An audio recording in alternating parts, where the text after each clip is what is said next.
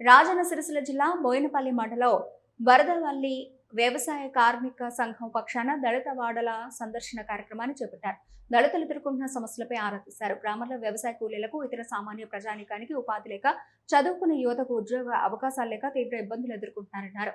వ్యవసాయ కార్మిక సంఘ నేతలు ముంపు గ్రామాల ప్రజలకు పారిశ్రామిక కారిడార్ ఏర్పాటు చేసి ఉపాధి కల్పిస్తామని చెప్పిన కాంగ్రెస్ పాలకులు 3 సంవత్సరాలు గడుస్తున్నా ఇప్పటికీ అమలుకు నోచుకోలేదన్నారు. అర్హులైన ప్రతి ఒక్కరికి కొత్త పెన్షన్ అమలు చేస్తామని చెప్పిన పాలకులు ఇప్పుడు ఆ ఊస ఎత్తడం లేదన్నారు. రేషన్ షాపుల్లో ఒక్కో వ్యక్తికి ఇస్తున్న 6 కిలోల బియ్యం సరిపోవడం లేదని 12 కిలోలకు పెంచాలని డిమాండ్ చేశారు. రాజన్న సిరిసిల్ల జిల్లా బోయినపల్లి మండలం ముప్పు గ్రామం అయినటువంటి వరదవెల్లి గ్రామం లోపల మరి తెలంగాణ వ్యవసాయ జిల్లా కార్మిక సంఘం ఆధ్వర్యం లోపల మరి దళిత వాళ్ళ సందర్శన కార్యక్రమంలో భాగంగా ఈరోజు వరదవెల్లి సందర్శించడం జరిగింది. మరి ఇక్కడ చూసుకుంటే ప్రధానంగా మరి ఈ ముప్పు గ్రామాలలో అతి ముఖ్యమైనది వరదవెల్లి కూడా ఒకటి. మరి తెలంగాణ రాష్ట్రంలో మరి అప్పుడు గత టీఆర్ఎస్ ప్రభుత్వంలో కూడా ఈ ముప్పు గ్రామాల మీద మరి ఎన్నో పెద్ద పెద్ద వాగ్దానాలు చేసి మరి ముప్పు గ్రామాలు భూమి కోల్పోతున్న రైతులకు మరి వాళ్ళ త్యాగం ముంగట వాళ్ళకి ఎంత ఇచ్చినా తక్కువే అని చెప్పి తెలంగాణ వ్యవసాయ కార్మిక సంఘం భావించడం జరుగుతుంది.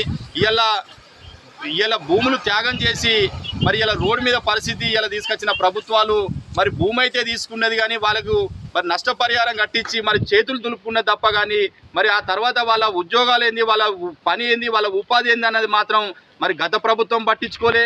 మరి ఇప్పుడు తెలంగాణ రాష్ట్రంలో కాంగ్రెస్ ప్రభుత్వం అధికారంలో రాకముందు మరి ముప్పు గ్రామాలలో ఉన్నటువంటి నిరుద్యోగ యువతకు మరి పని కల్పిస్తామని చెప్పి మరి కారిడార్ ఏర్పాటు చేస్తామని చెప్పి, పారిశ్రామిక కారిడార్ ఏర్పాటు చేస్తామని చెప్పి పెద్ద పెద్ద మాటలు మాట్లాడి ఓట్లు దండుకొని ఇలా 3 ఏళ్ళు వచ్చినా కూడా మరి ఇక్కడ ఉన్న గౌరవ ఎమ్మెల్యే మరి మేడిపల్లి సత్యం గారు కావచ్చు, మరి గౌరవనీయులు ప్రభుత్వ వైపు ఆది శ్రీనివాస్ గారు కావచ్చు, మరి ఇప్పటి వరకు కూడా ఈ ముప్పు గ్రామాల మీద మరి పారిశ్రామిక కారిడార్ ఏదైతే ఉందో దాని మీద పట్టించుకోకపోవడం వల్ల